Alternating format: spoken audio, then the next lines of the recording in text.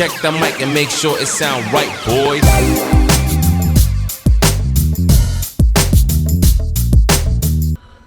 How's it going, everyone? Electron Man. Well, guess what?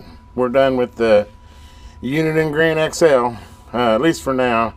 I went ahead and just cleaned the cover best I could and got some good knobs and replaced all the knobs on those. As you can see, the knobs are in great shape now, and just got the front as clean as I could. And I can't justify spending $25 on a sticker overlay for it, honestly. I mean, I figure as the radio sets, it's a good $100 radio. Yes, if I put that sticker on there, it'd probably increase the price, but would it increase it enough that it'd be worthwhile doing it? I mean, maybe it'd turn it into a $150 radio. I don't know, but I'd rather somebody get a bargain, for like $100 and have a great sideband talking rig like this, as to add the expense of a sticker. I mean, hey, if they buy it and wanted me to put a sticker on it, I'd do that. But anyway, as you can see, guys, I got the meter going. I'm putting a tone in it now. Receive is rock solid on. I did go in here and align it a little bit, cleaned it up, made everything right on it. I mean, it was really in good shape anyway, but it didn't hurt to just go ahead and go through it, make sure it's fully aligned. All the switches work, all the buttons work, the variable power works. You kind of gotten a road trip on this already. The outside of it actually really cleaned up nice on it. I mean, if you look at it, it's really not bad. I mean, other than that, those pitting from whatever it was that it set in on the front face is really the only, as far as aesthetics go, that doesn't look great like brand new on it. But everything works like brand new. I did also replace the mic gain potential variable resistor pot. It just it seemed to have gotten the worst. It had a lot of rust back there, and it was working okay, but if it was loose, and I just didn't trust it. And in my spare bin, I had one, so I just went ahead and I had the whole face off and everything anyway, so I went ahead and, so really the main part, other than cleaning everything and aligning everything and fixing the meter, that's really the only major part I replaced. Is I did replace that pot on the mic gain. But anyway, we'll go ahead and drive it through one more time. Of course, I kind of already been through it. If you're not familiar with the Uniden Grand, it's got all the bells and whistles. You got your you can go in here and you got your calibrate for your SWR meter, which let's see, which one is the calibrate? I think it's the outside knob. Oh, it's the inside knob. You want to set your calibrate for your knob there. So that would be 0 for your, or that would be your calibrate, and then you can switch it over to, you can switch it over to SWR. Of course, it's flat because I'm in a 50 ohm dummy load, but as you can see, works perfectly. And then of course you got your signal RF, and of course I'm throwing that tone generator in there right now, but if I turn it off, of course meter goes flat. So, and I adjusted the scale on it so it's accurate. Squelch works great on it. Noise blank works good. I don't know if you can't really probably hear a whole lot here, but there's no noise blank. There's automatic noise and there's noise blank.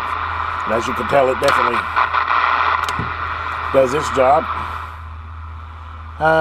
Let's squelch that off. What else you got? AM, FM, or AM lower sideband, upper sideband. Got your clarifier, which is unlocked, which is okay, but I've got her centered up, straight and down, and she's straight spot on frequency. And then of course you got your variable power here, and you got your regular CB channels on high, and then your low channels on low.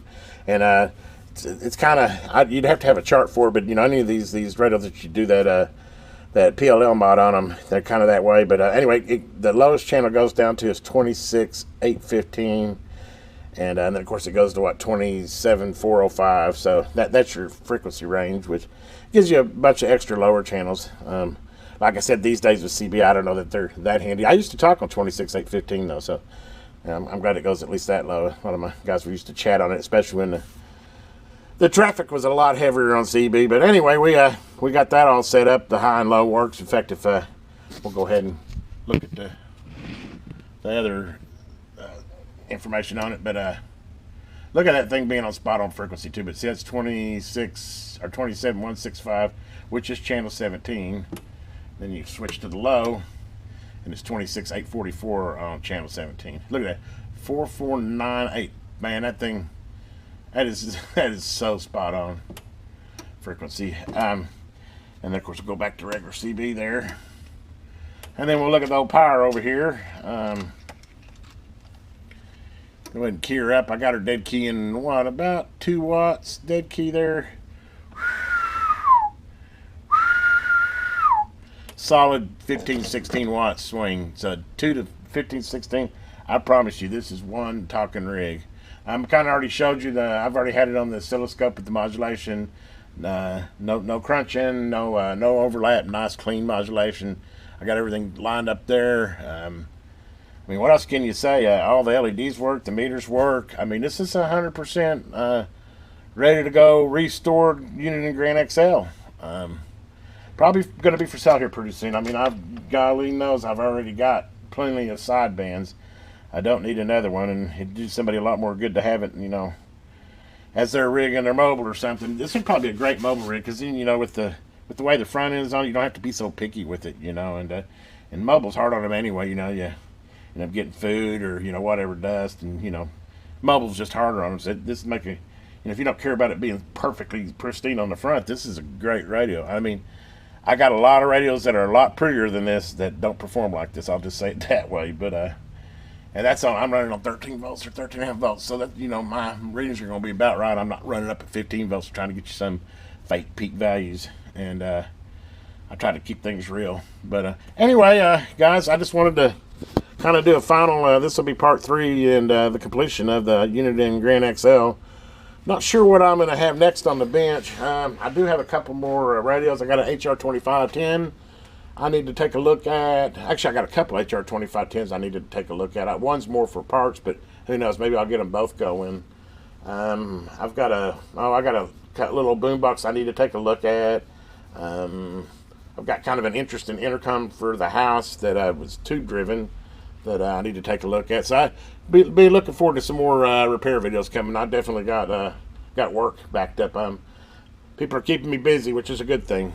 So anyway, guys out there, have a great day. If you haven't already, please subscribe to my channel and thumbs up this video and hit that little bell so you know when I post my next video.